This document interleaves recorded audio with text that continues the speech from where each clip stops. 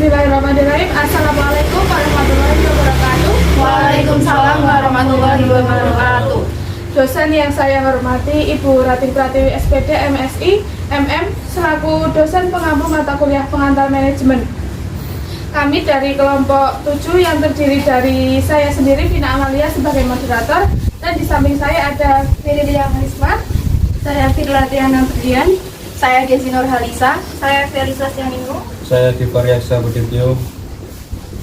Di sini kami akan mempresentasikan hasil dari kerja kelompok kami untuk mewawancarai salah satu ormawa di FEP yaitu DPM dengan Ketua Mas Ulin Nuha.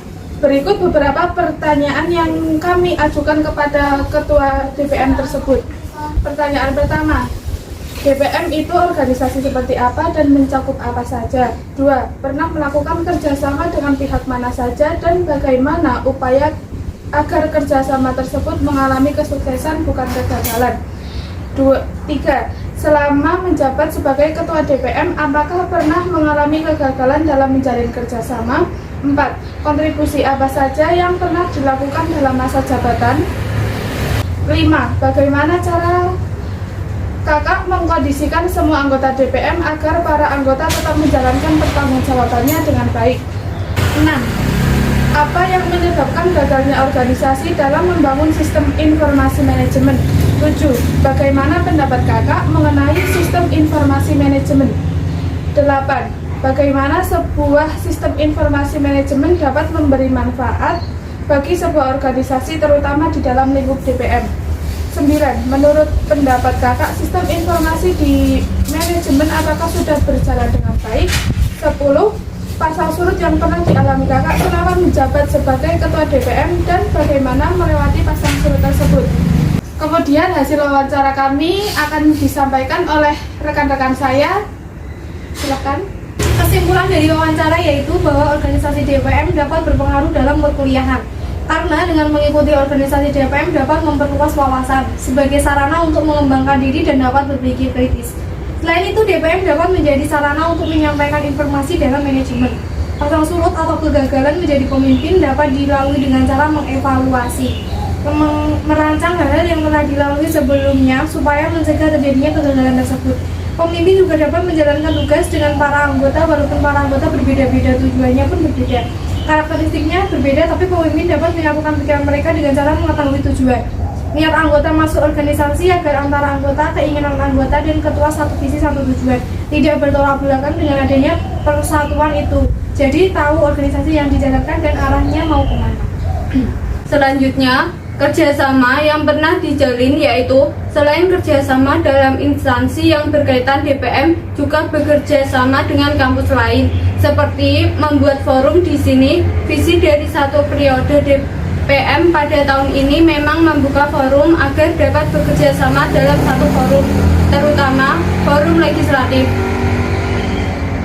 Semarang Raya, karena kerjasama itu nanti akan tahu ke ranah bagaimana legislatif bisa berdampak di dalam masyarakat, maka dari itu perlu adanya kerjasama dalam yang lain untuk mendongkrak kebutuhan masyarakat terutama di Semarang.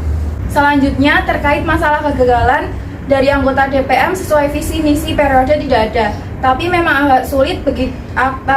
agak begitu sulit di dalam bagian kerjasama. Karena DPM kerjasama tidak hanya untuk DPM sendiri, tapi untuk ormawa belum terpenuhi. Untuk mencegah kegagalan, adanya analisa yang konkret sesuai dengan realita, jangan sampai mempertahankan idealisme kita, tetapi perlu adanya melihat realita yang ada di lingkungan sekitar. Dengan adanya menganalisa keadaan, dapat dijadikan value atau isi dari kelebihan kita sendiri. Dengan adanya sudah tahu kelebihan kita, akan tahu mana saja yang sekiranya bisa harus kerjasamai. Dengan adanya kelebihan itu, kita ada daya tawar di instansi yang sekiranya perlu kerjasama. Dengan itu, kerjasama apa yang dilakukan akan terlaksana. Intinya, daya tawar harus kuat. Untuk selanjutnya, kontribusi untuk mahasiswa yang telah dilakukan selama masa jabatan mengadakan kepemiluan pemungutan suara mahasiswa FEP, di mana semua mahasiswa ikut adil dalam menentukan ketua yang harus dipilih atau sesuai dengan prodi masing-masing.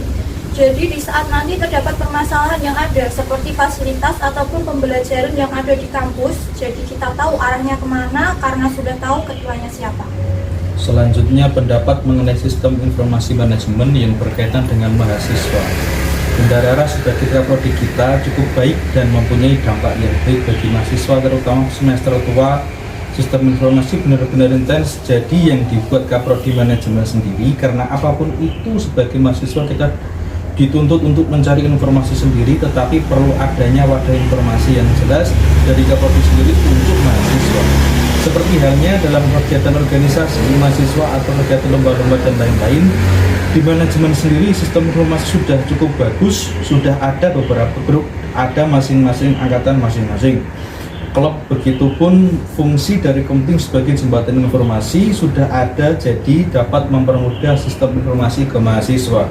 Sistem informasi dapat bermanfaat, yaitu semua mahasiswa tercover dengan intens, jadi semua mahasiswa tahu di saat ada informasi yang jelas, akurat, dan DPM pun adil dalam hal itu. Baik, selesai sudah penyampaian kesimpulan dari kelompok kami. Terima kasih untuk Ibu Rara atas partisipasinya dalam menyaksikan video dari kelompok kami. Wassalamualaikum warahmatullahi wabarakatuh. Waalaikumsalam warahmatullahi wabarakatuh.